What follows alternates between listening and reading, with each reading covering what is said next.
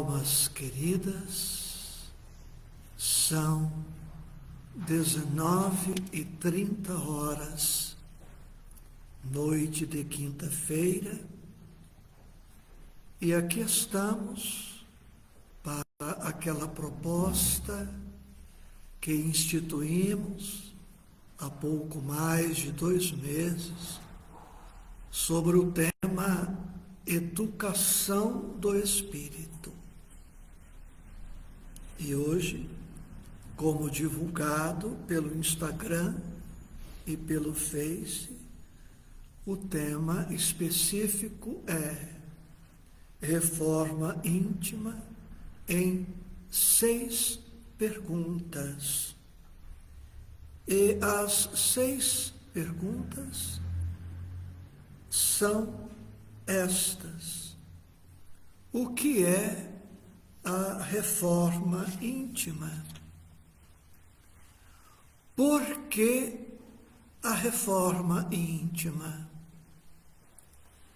Para que a reforma íntima? Onde fazer a reforma íntima? Quando fazer a reforma íntima? E, finalmente, a 6ª indagação: como fazer a reforma íntima? Nossas reflexões têm a duração de 15 minutos e estas 6 perguntas necessitam de um tempo maior. Portanto, iniciamos hoje e com calma vamos estudando estas questões.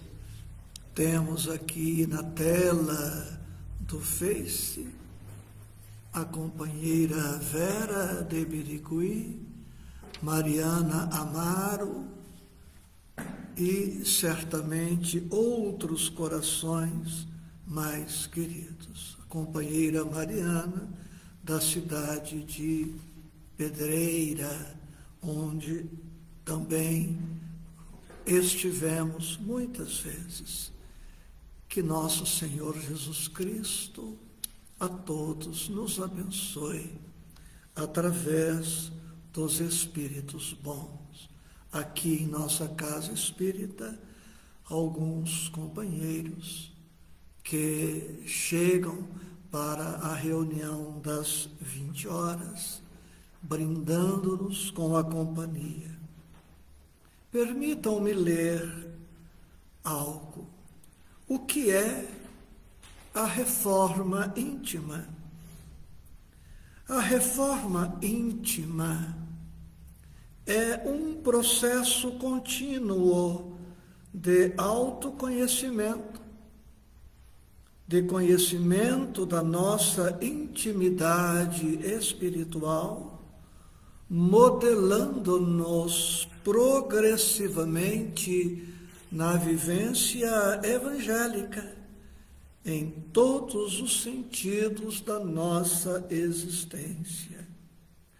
É a transformação do homem velho, carregado de tendências e erros seculares, no homem novo, atuante na implantação dos ensinamentos do Divino Mestre, dentro e fora de si. Muito material para as nossas reflexões. Permitam-me a simplicidade de sempre. Quando o corpo apresenta sinais ou sintomas de algum desequilíbrio, de alguma desarmonia, procuramos o médico. Quando o carro apresenta alguma anomalia, procuramos o profissional adequado, que pode ser um mecânico, um funileiro ou outro profissional a fim de restituir o carro na sua anterior condição, quanto for possível.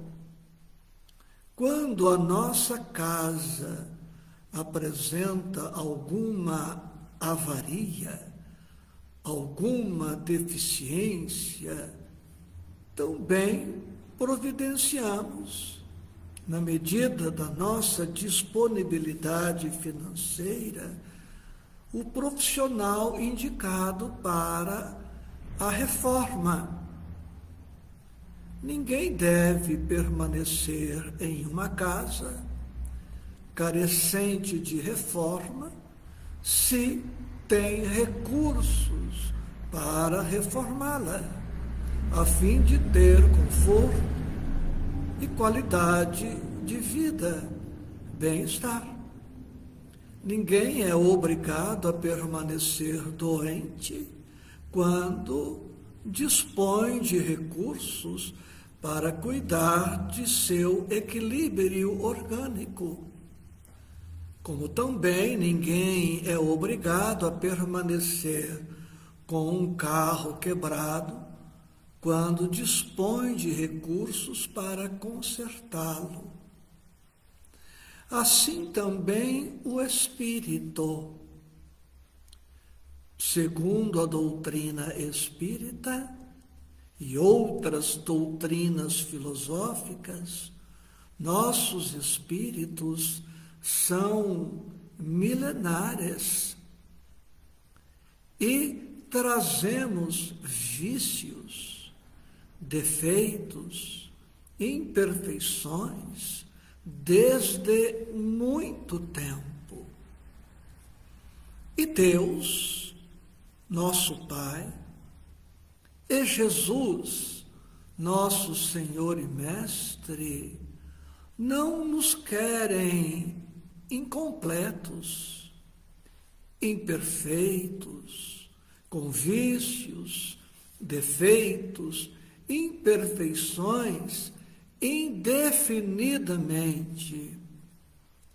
O Cristo, Deus, a espiritualidade tem paciência conosco, nos toleram, usam de misericórdia e de outros recursos mais, mas nós, por nossa vez, não nos convém abusar desta paciência, desta tolerância, desta misericórdia do alto. Dia chega em que nós seremos constrangidos pela vida, pelas leis divinas, pelo tempo e até mesmo pela dor, a buscar a nossa mudança íntima, a nossa transformação para melhor. Jesus, como dizemos aqui todas as quintas-feiras, é o homem mais educado de que temos notícia. É o espírito mais perfeito de que temos notícia. E ele veio para apresentar-se como modelo, como exemplo, como referência, ou ainda paradigma, para usarmos várias expressões que significam a mesma coisa. Se precisamos mudar, precisamos de exemplos, de referências. E o Cristo é, sem contradita possível, o maior exemplo para os espíritos terrenos. E o Cristo não apenas se apresentou como modelo, como ainda fez mais. Legou-nos o Evangelho. O Evangelho é aquele código, aquele manual, aquele compêndio onde nós vamos encontrar normas, sugestões sobre como devemos pensar, sobre como devemos sentir, falar, ouvir, viver. O Evangelho é o código de aperfeiçoamento da alma. Toda vez que nos detemos a estudar o Evangelho, ele nos ajuda a mostrar duas coisas, pelo menos. Ele nos mostra o ideal e nos revela o estágio em que nos encontramos. E percebendo o que o Evangelho nos apresenta como sendo ideal, e observando o estágio em que nos encontramos, nós mesmos podemos fazer um estacato, fazermos um estudo de nós mesmos. Se, ao estudar, por exemplo, o capítulo 11 do Evangelho, segundo o Espiritismo, que nos fala do amor ao próximo, e se eu não vivo este amor num padrão satisfatório, eu mesmo detectarei isto, perceberei as minhas falhas de comportamento, surgindo aí a necessidade da reforma. E como eu li no texto, esta reforma é um processo contínuo. Processo é uma somatória de atos. Pensemos num processo judicial.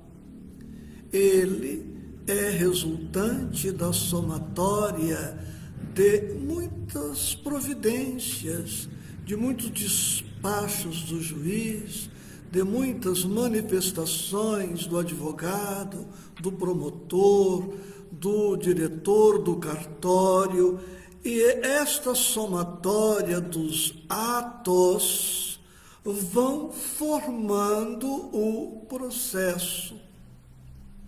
E este conceito vale também para o espírito. É um processo contínuo e longo e árduo, difícil. Este processo do autoconhecimento e da melhoria íntima não começa no berço.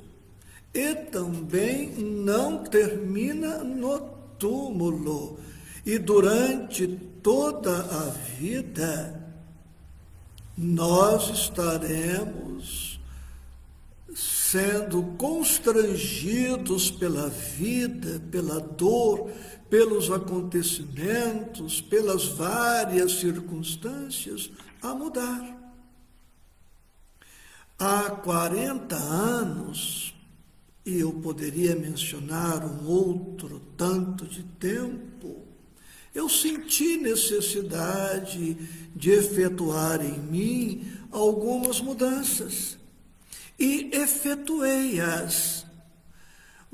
Mas constatei que aquele patamar que eu buscava, embora fosse bom há 40 anos, hoje já não me atende mais. Hoje o desafio é outro. é mais amplo, mais profundo, mais extenso e mais complexo, mais difícil. Há 40 anos passados, eu queria ser melhor do que era. Mas hoje, confesso a vocês que eu sinto necessidade de ser melhor do que tenho sido, embora o que eu esteja sendo agora seja melhor do que era há 40 anos. Hoje estabeleci outras metas que espero alcançar dentro de um mês, algumas metas, dentro de um ano, outras metas, dentro de 5, 10 anos, outras metas, dentro de 20 anos, e quem sabe dentro de 50 anos, 100 anos, 200 anos, atingir outras metas. Mas ao atingir estas metas, para daqui um mês, 6 meses, 1 ano, 5 anos, 10 anos, 20, 50, 100 anos, vou perceber que o processo não está concluído, que eu vou precisar continuar no esforço de aprimoramento íntimo. Por esta razão, precisamos da imortalidade da alma, da reencarnação, muito bem compreendidas e muito bem aproveitadas. Já sabemos que somos imortais. E aí cabe esta pergunta: e daí? O que vamos fazer com a nossa imortalidade? Nós, os espíritas, já sabemos que somos espíritos que reencarnam. E daí? Que faremos com as múltiplas oportunidades reencarnatórias? Portanto, eu, tu, ele, nós, vós, eles, estaremos por muitos e muitos milhões de anos empenhados na reforma íntima que pode, deve e precisa se iniciar agora ou ser retomada agora. Ultrapassei quase 2 minutos. Um grande abraço e que Jesus nos abençoe sempre.